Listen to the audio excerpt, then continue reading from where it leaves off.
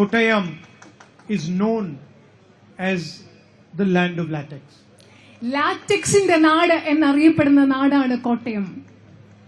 And the rubber industry consists of many small farmers who have to face the instability of the market every day. Rubber കർഷകർ എന്ന് പറയുന്നത്, rubber വ്യവസായം എന്ന് പറയുന്നത്, അതിൽ ധാരാളം ചെറുകിട കർഷകരുണ്ട്. വിപണിയിൽ ഉണ്ടാകുന്ന അനിശ്ചിതത്വങ്ങൾ ഓരോ പ്രാവശ്യവും ദിവസവും നേരിടേണ്ടി വരുന്ന ആളുകളാണ് ഈ ചെറുകിട റബ്ബർ കർഷകർ എന്ന് പറയുന്നവർ. The left front made a commitment to these farmers some years back. കുറച്ചു വർഷങ്ങൾക്ക് മുമ്പ് ഇടതുപക്ഷ മുന്നണി ഈ റബ്ബർ കർഷകരോട് അവർക്ക് ചില വാഗ്ദാനങ്ങൾ നൽകുകയുണ്ടായി.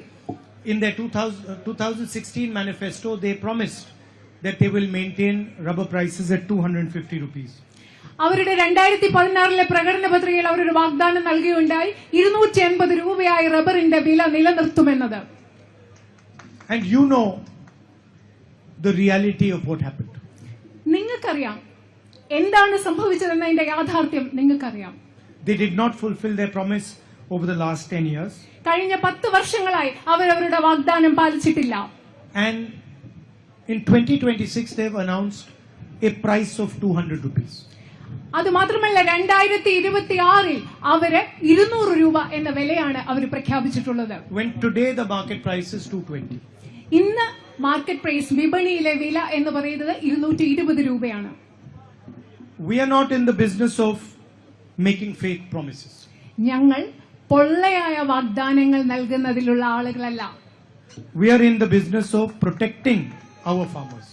ഞങ്ങൾ ഈ നാട്ടിലെ കർഷകരെ സംരക്ഷിക്കുന്ന ആളുകളാണ്. And making sure that their lives are easier and more comfortable.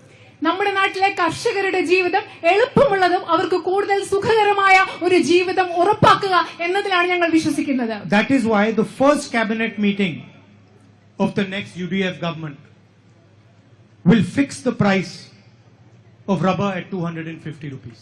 അതുകൊണ്ടാണ് ഐക്യ ജനാധിപത്യ മുന്നണിയുടെ ഇനി അധികാരത്തിൽ വരുന്ന ഗവൺമെന്റിന്റെ ആദ്യത്തെ ക്യാബിനറ്റ് മീറ്റിംഗിൽ റബ്ബറിന്റെ വില ഞങ്ങൾ 250 രൂപയായി പ്രഖ്യാപിച്ചിരിക്കും. In fact, that will be the first decision that the cabinet of Kerala is going to take when it is formed.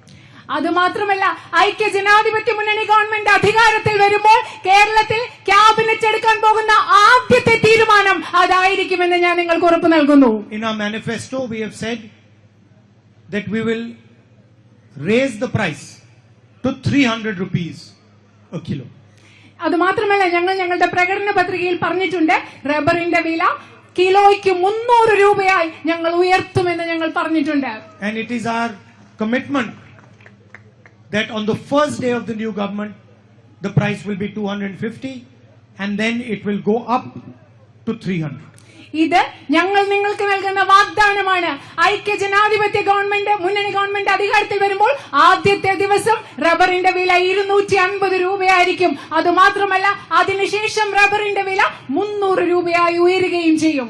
And we are doing this because we believe that farmers and laborers are the foundation of this state and of our country. ഞങ്ങൾ ഇത് ചെയ്യുന്നത് ഞങ്ങൾ വിശ്വസിക്കുന്നു, കർഷകരും തൊഴിലാളികളുമാണ് ഈ രാജ്യത്തിന്റെയും ഈ സംസ്ഥാനത്തിന്റെയും ഈ രാജ്യത്തിന്റെയും അടിത്തറയെന്ന് ഞങ്ങൾ വിശ്വസിക്കുന്നത് കൊണ്ടാണ് ഞങ്ങൾ ഇത് ചെയ്യുന്നത്.